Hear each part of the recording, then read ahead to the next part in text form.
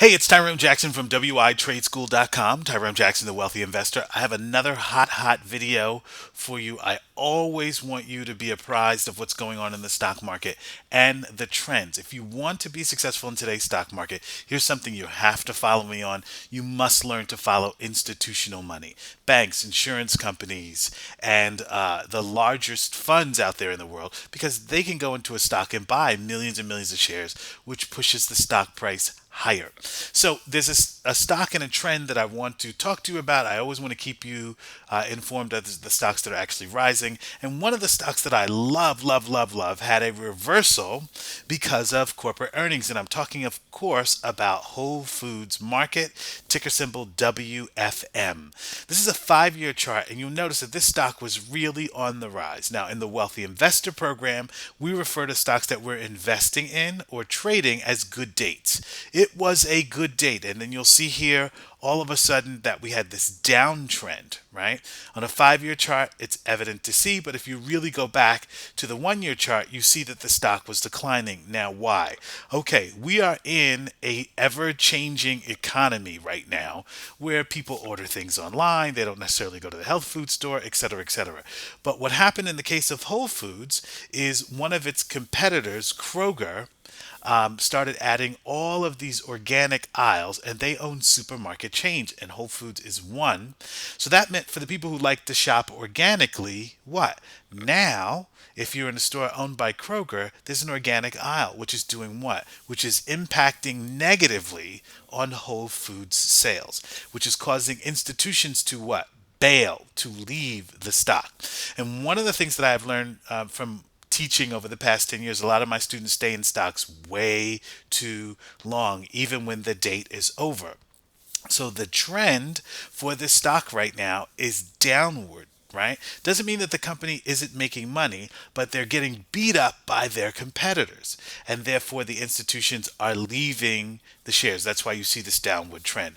The stocks that you should sort of kind of stay with are the stocks that the big institutions, hedge funds, banks, insurance companies, college endowments that they really like. And one of them is Disney. Now, if you follow me on a regular basis, you know I love Disney, not only because the billions of dollars that are generated from the theme park, but because Disney keeps making billions of dollars off these Marvel movies, including or excluding Star Wars. Don't forget, they own the exclusive rights to Star Wars. And notice how this stock is rising. Disney is also in the hotel business, the cruise line business. They own the ABC television network, which is why I keep coming back to you with these strong recommendations. Now, you see this volatility going on up here in the last 6 months or so. This, by the way, this is a peak here. Then we have a major pullback. This is called retracement, major pullback followed by retracement. And when this stock historically has ever had a major pullback, it is, to put it in wealthy investor terms, on sale. So right now, Disney at 105 is on sale, which means that if you don't own it, you should own it, because investing is all about what's going to happen in the future. The trend here is with Disney stock rising. Disney stock rising. And what is another company that Wall Street is liking very much is Home Depot.